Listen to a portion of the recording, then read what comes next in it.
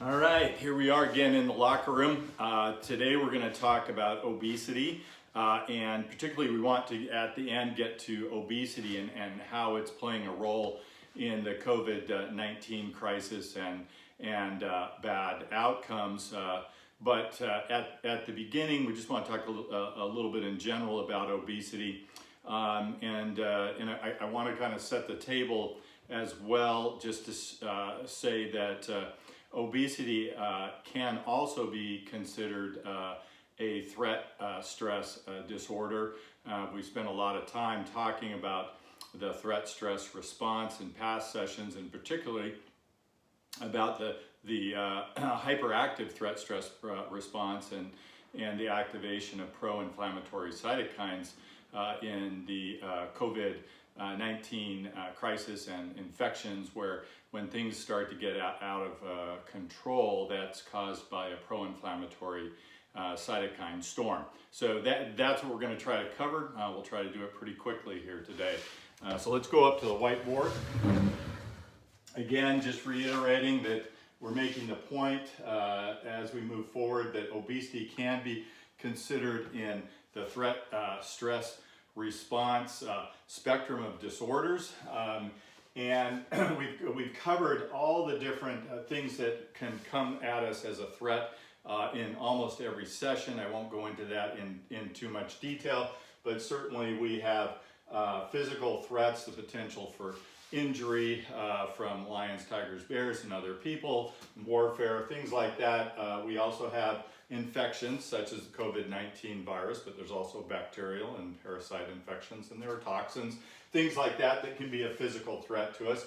We've also talked about spiritual threats, and I have a fairly long category that comes underneath that, but any emotional trauma, emotional pain is in that category. A social injury is as well. We know when people experience a social injury, they're rejected socially, their pro-inflammatory cytokines go up. That's not a good thing. So it is an injury. And then there are other things like financial stresses that could fall into that category. Not a physical threat, but certainly is a threat to our sense of well-being and kind of our spirit and who we are.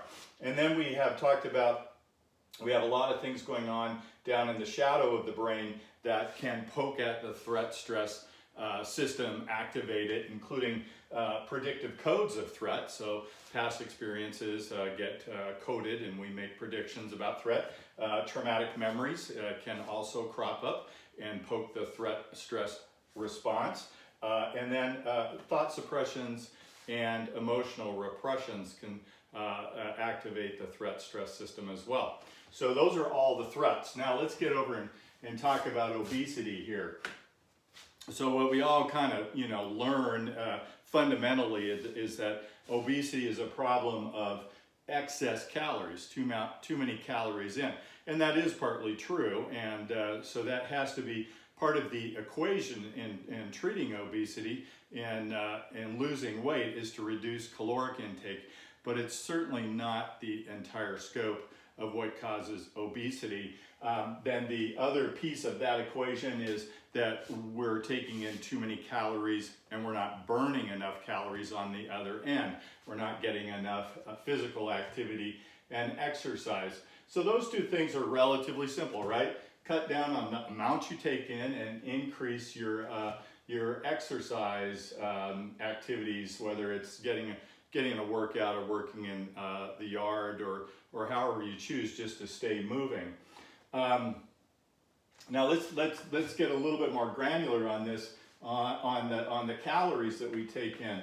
So what actually can make us gain weight rapidly is taking in too many simple carbohydrates. Okay, so simple carbohydrates in their very elemental form are just sugars, and sugars come in different forms. You've got glucose, you've got fructose, you've got corn syrup fructose, which is a little glucose and fructose together, and then you have sucrose, which is the traditional table sugar, which is actually probably better for us than glucose itself, just going straight in our body for a number of reasons.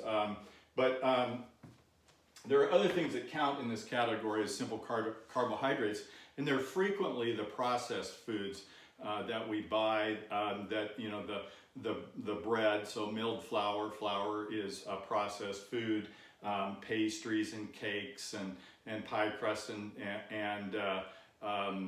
pancakes, things like that are in the simple carbohydrate category. They break down very quickly and elevate our blood glucose very quickly.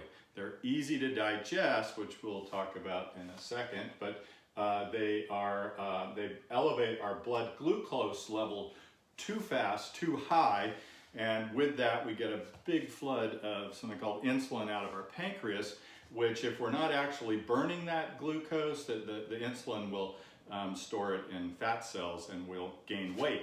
So too many simple carbohydrates are a problem. Too few healthy fats, okay? So we have this misconception that fat makes us fat. We also have a bit of a misconception that our fat profile in our blood is primarily dictated by the fats that we take in, when it's probably more dictated, in fact, by other factors, including the simple carbohydrates we take in. And I will touch on that briefly in a second. But we want to eat good, healthy fats. Probably the healthiest one that we think of is omega-3 fatty acids that come in free-range fish, you know, salmon, sardines, things like that are super good for us. But we can also get some, you know, some healthy fats and some omega-3s when we eat free-range beef, free-range cow. Salmon actually don't make omega-3s. The plankton is full of omega-3s, and they eat the plankton, and then the plankton results in high omega-3 fatty acids in the fish that we eat. And similarly, maybe not to the same degree as eating plankton, but cows that eat free range, they're actually eating grass instead of being corn fed, have more omega-3s, and it's healthier for you. So we do a little fancy trick with our cows, and we're actually doing it with farm-raised fish now, is we'll feed them corn, which corn, it has a fair amount of sugar in it, right? So what it does is it makes the cows get fat faster, marble the meat better, a little bit more flavor, a little bit more tender, but it degrades the quality of the meat in terms of the nutrition in it, and it has more bad fats in it. So sweet stuff, simple carbs, sugars make us fat. Simple carbs such as corn is a relatively sweet feed for cattle, pigs, chicken, and fish. It will make them fat too.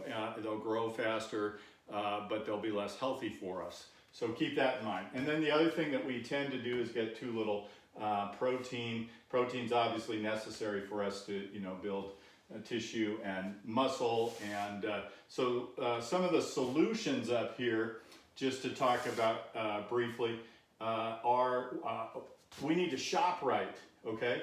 That's you know, as simple as it is to cut back on calories and get out and exercise, it's actually pretty simple to shop right, okay?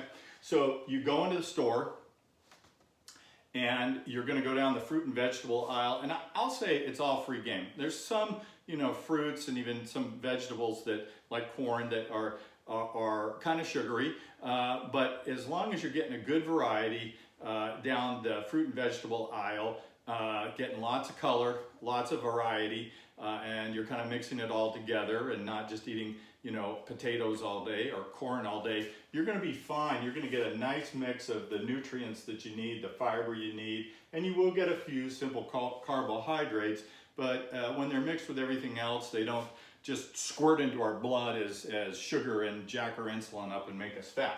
So fruit and vegetable aisle is good. And then after you're done in the fruit and vegetable aisle, you want to go to essentially your protein aisle. So you're going to go to your meat, your poultry, your fish aisle, and get your protein sources. You can also include kind of in that category eggs, and particularly if, you know, they're a more of a free-range, organic kind of grown egg. It will have more omega-3s in it. And you don't have to worry so much about the cholesterol in the egg if the chicken is raised and the egg is raised properly. So you want to go and get your good protein source there. And I will mention that another thing you can grab, and now we're finding them in the fruit and vegetable aisle, are nuts. Nuts have healthy fats, and they're a good source of protein as well. So now, if you tolerate dairy, you can go to the dairy aisle and also get some protein sources out of the dairy aisle. You can get your milks and your yogurts and things like that out of the dairy aisle. But once you've done that, you need to leave the store. You can't go down those middle aisles where you have all the processed foods, the cans and the boxes.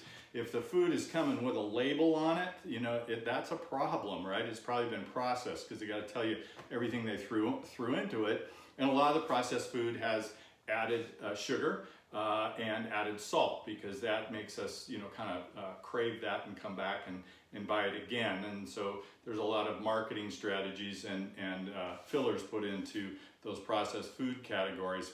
In general, if it's been processed, even milling wheat down to flour is processing.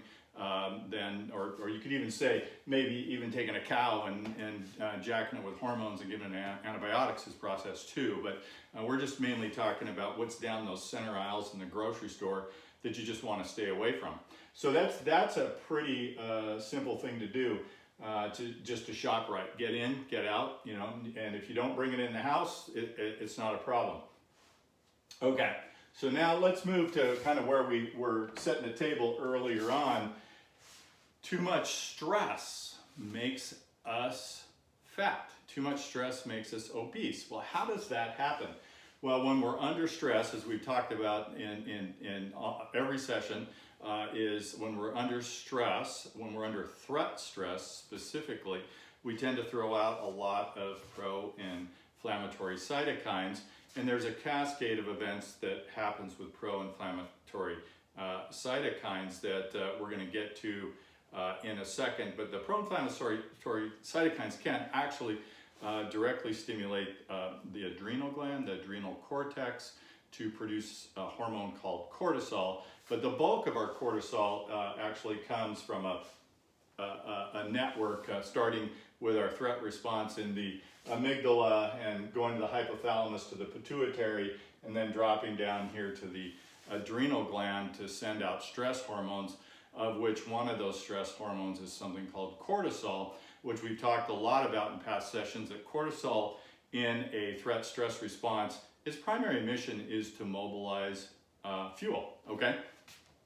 So what it's responsible for doing is trying to keep our blood glucose high enough so that we can sustain a fight and flight.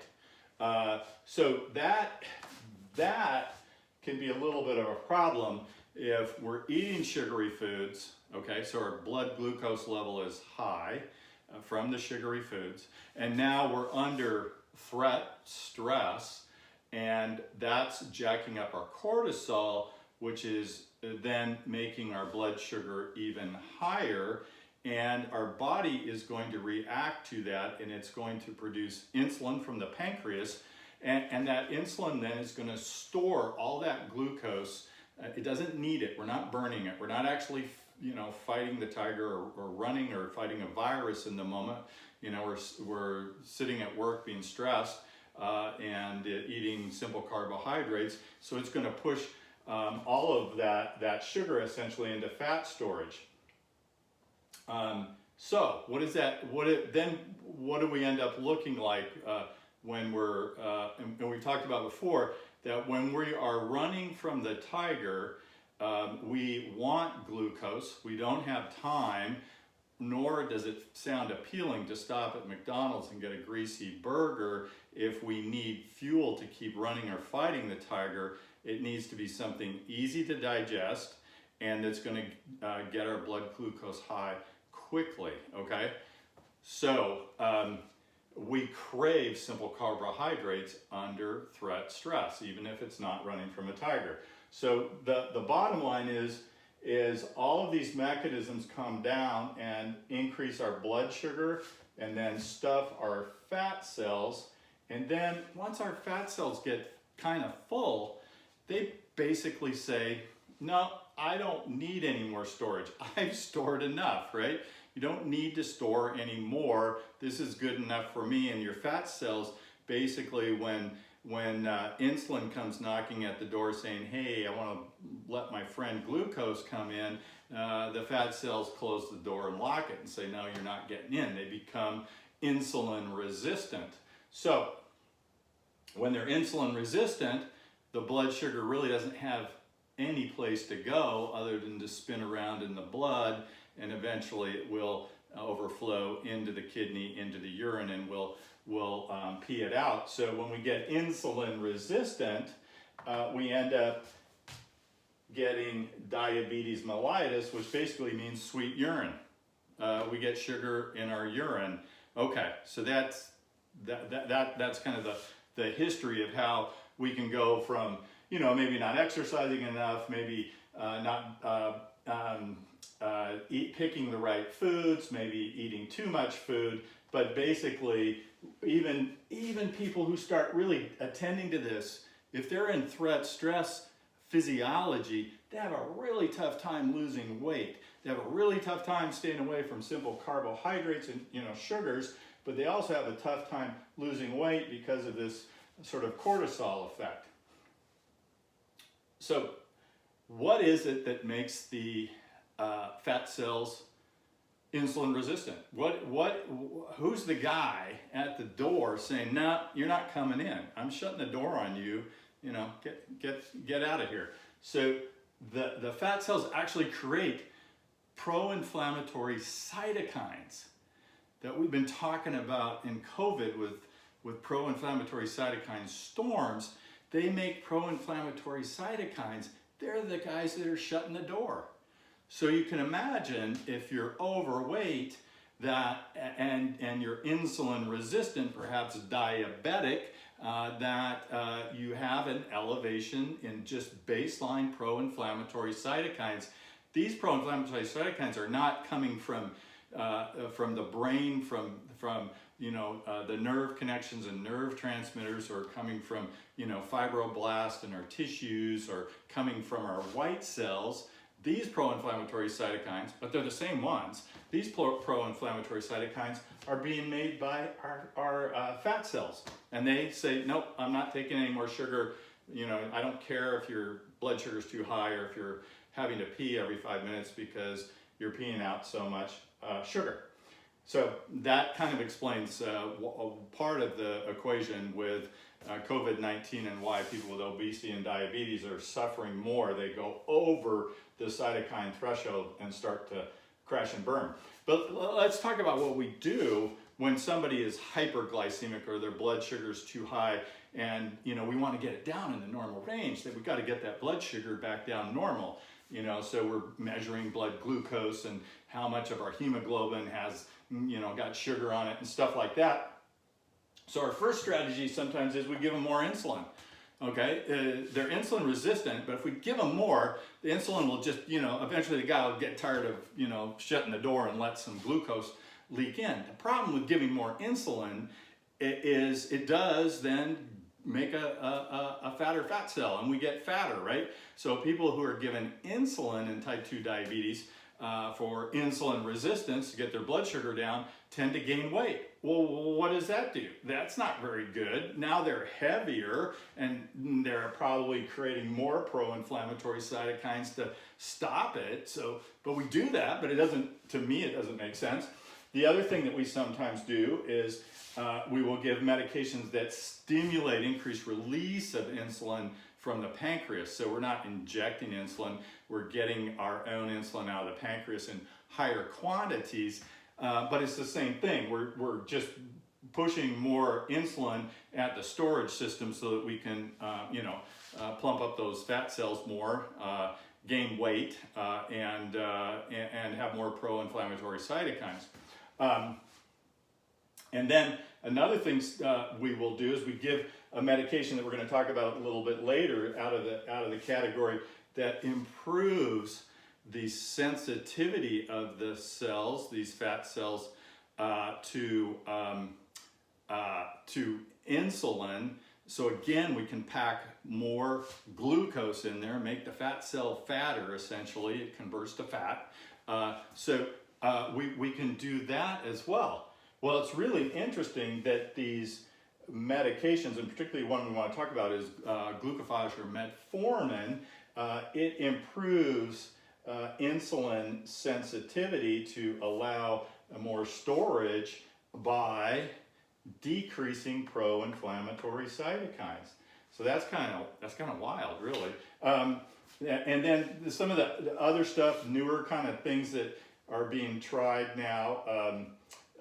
We can block kind of the release of glucose from the liver, breaking down stores of glucose in the liver. We can dampen that, and that'll help with blood sugar management. Not a bad idea. You can block the absorption of glucose from the gut, and that's not a bad idea. It never gets into your system, so it's not going to make you fatter or raise your blood glucose level. So that seems good, but that can kind of play havoc sometimes with your intestinal tract and digestive system, and so it's not ideal. You don't want to really screw up your digestive system and the nice flora, the nice bacterial load you've got in your intestines by blocking the absorption.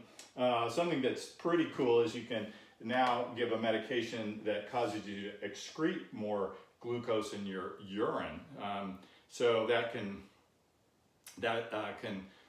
lower your blood glucose, and you can actually lose weight. The fat cells can shrink up, the pro-inflammatory cytokines can drop with that. You have to pee a little bit more, and there's a risk because you got sugary urine. You can get a urinary tract infection and some other things that go along with it. But I think that overall is actually a pretty cool strategy that makes a little bit more sense than just trying to store more sugar. So let's go over here now and just talk about getting over to COVID-19 a little bit. Let's talk about the risk factors for having elevated pro-inflammatory cytokines, baseline elevation in pro-inflammatory cytokines that can put us into jeopardy when we get a COVID infection.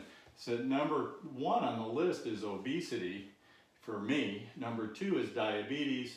And then we go down heart disease, lung disease, gastrointestinal disease, stomach and intestine disease, and we always throw in the liver and pancreas in there, kidney disease, immune disease, whether it's autoimmune or a deficiency like HIV or AIDS, mental disease, major traumas in your life, both emotional, psychological traumas and physical traumas, and poverty. That's kind of the list.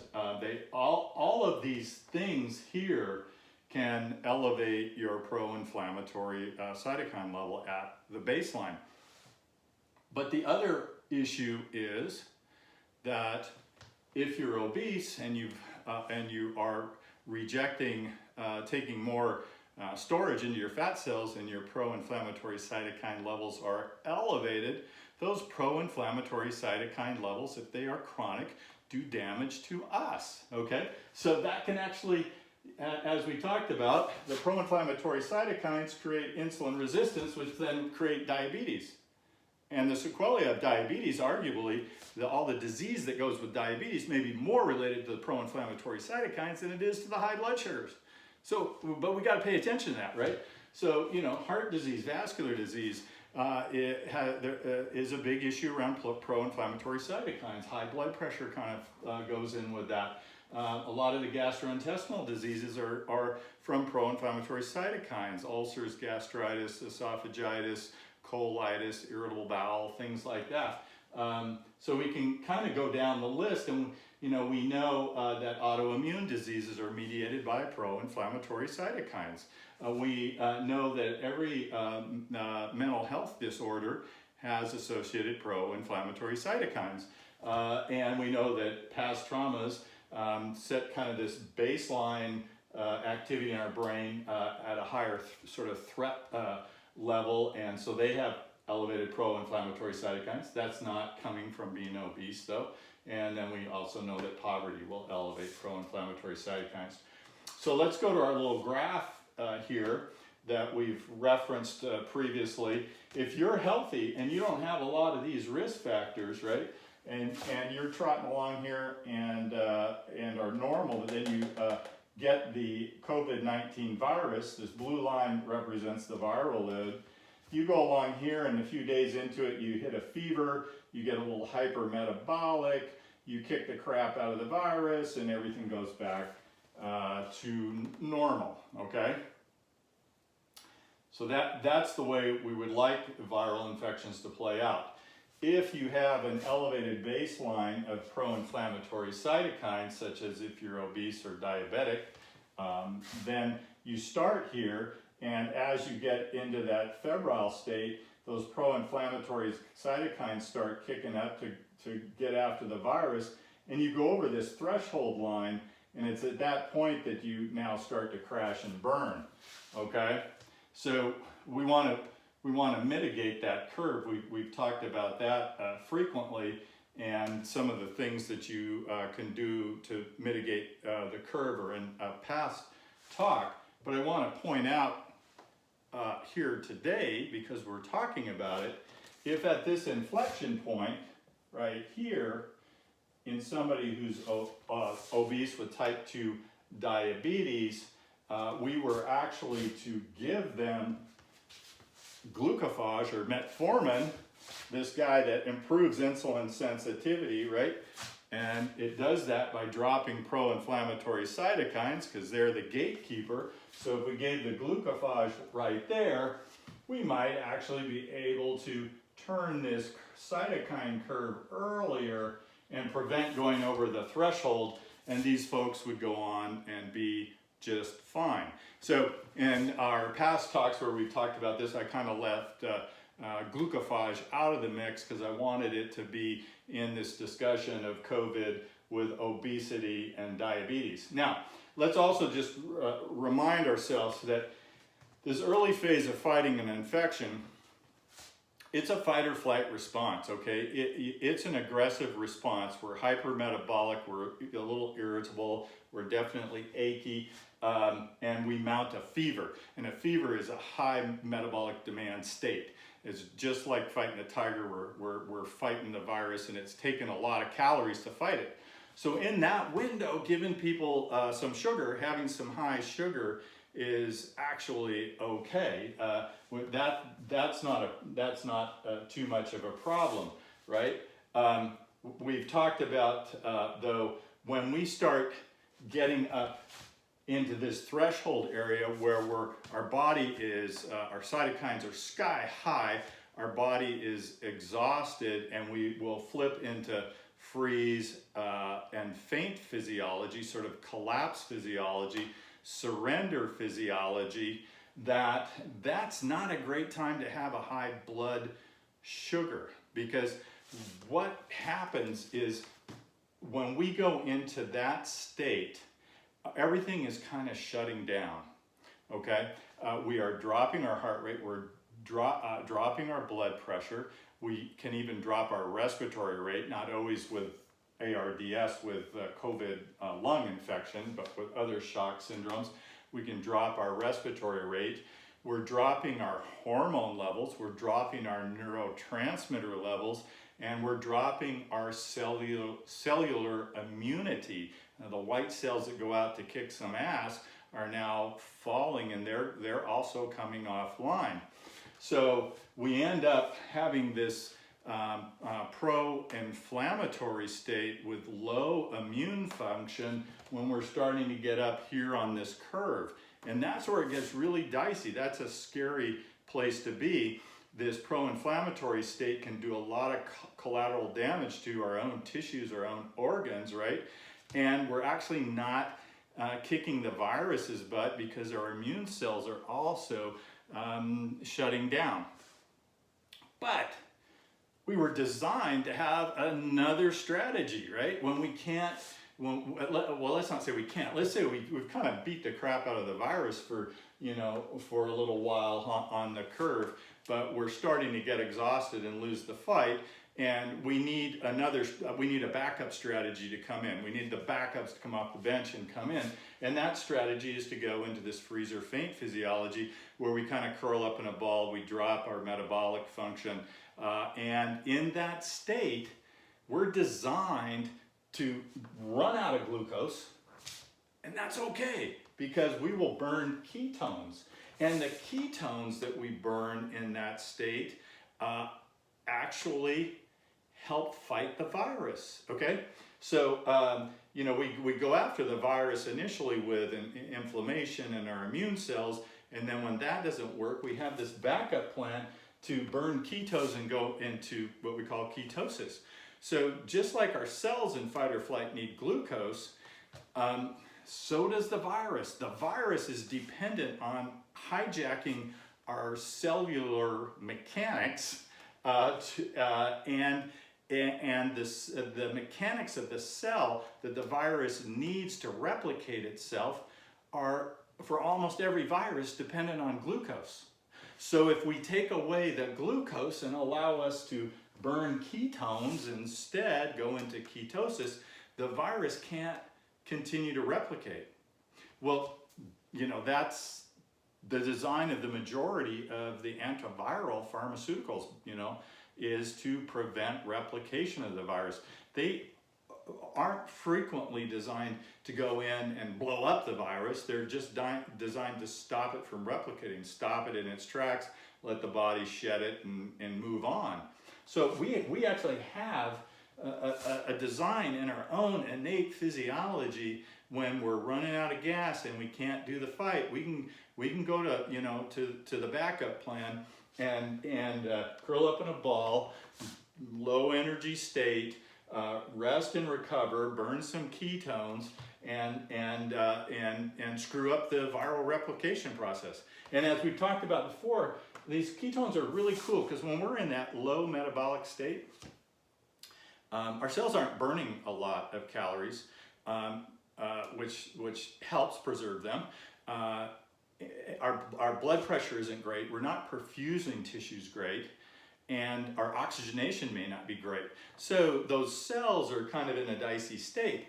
But the ketones, the ketosis, protects the cells in that state. It's a protective metabolism for them so that they don't die.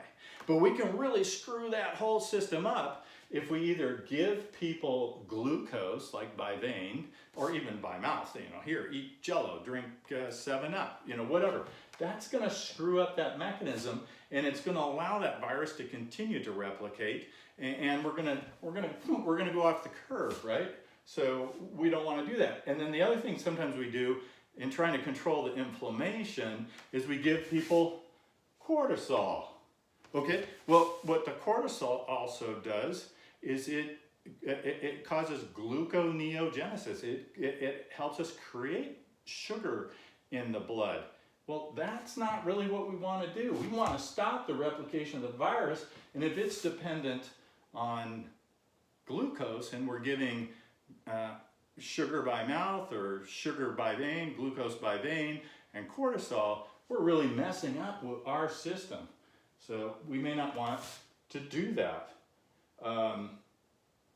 So those are just some things to think about.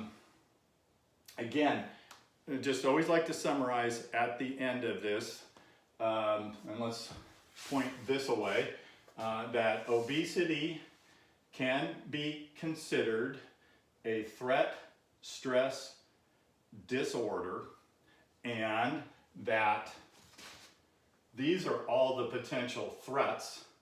So they're not just a virus, they are quite broad, and they come also from social issues, financial issues, being in poverty, and things like that. We hear a lot about that poorer communities have less access to healthy foods. And in fact, our processed foods are cheaper as well. So if you are financially stretched and you really want something in your stomach, you're going to buy the cheaper processed foods, which doesn't help. So there are many other kind of factors beyond, just the physiology of obesity that overflow into our greater social structure that we do need to attend to. We need to address those things as well. So as I always like to conclude these things, essentially everything in medicine is a biology, physical